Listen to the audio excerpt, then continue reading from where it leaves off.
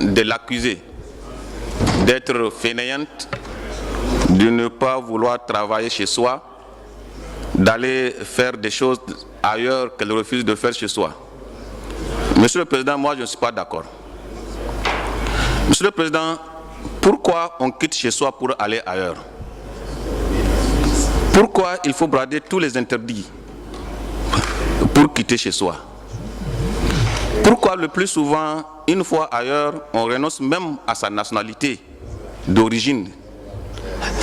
Parce que certains pays occidentaux comme l'Allemagne ne reconnaissent pas la double nationalité. Monsieur le député, beaucoup de vos compatriotes ont renoncé à leur nationalité pour prendre la nationalité allemande. Pourquoi tout ça là? Il faudrait qu'on se pose la question. La réponse, elle est simple. À mon avis, c'est la mauvaise gouvernance. C'est simple. Quel que soit le budget qu'on vote, de toute façon, on ne vote pas un budget pour donner de l'argent individuellement à la jeunesse, non. Le budget qu'on vote, le budget même dans sa conception, n'est pas réel. Le budget est irréel. Parce que ceux qui doivent être associés dans la conception du budget ne sont pas associés. C'est un commis logé au ministère des Finances ou bien dans un ministère sectoriel qui prend le budget de l'agriculture. Alors que le paysan du village n'est pas associé. Il faut reconnaître que le paysan est représenté dans sa commune par des conseillers municipaux. Ces conseillers municipaux ne sont pas associés dans l'élaboration du budget parce qu'ils ne savent même pas ce qui se passe. Le conseil régional n'est pas aussi associé.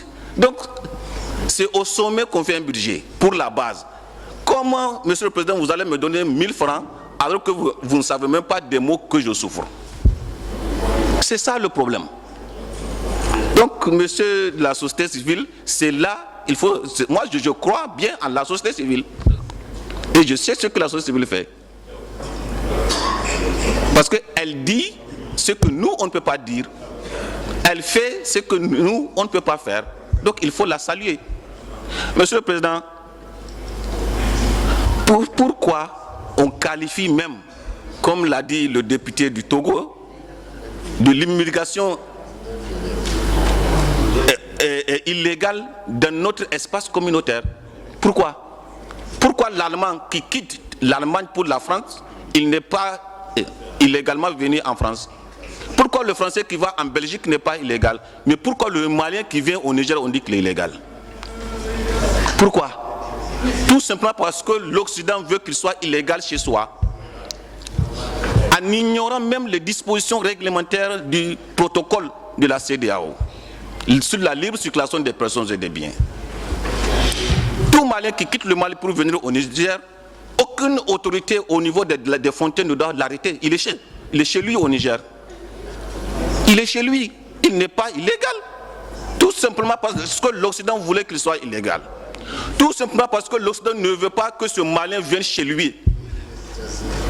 Quel est le Français qu'on a qualifié d'illégal au Niger? Quel est l'Allemand qu'on a qualifié d'illégal au Mali?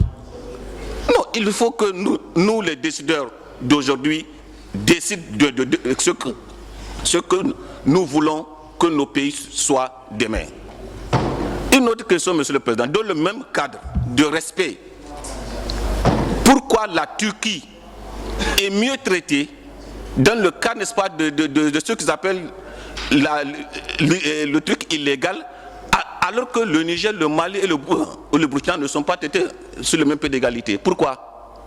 Parce que la Turquie s'est fait respecter. La Turquie ne tend pas la main. Pourquoi il faut qu'on cherche de l'argent ailleurs pour bloquer notre jeunesse? Pourquoi?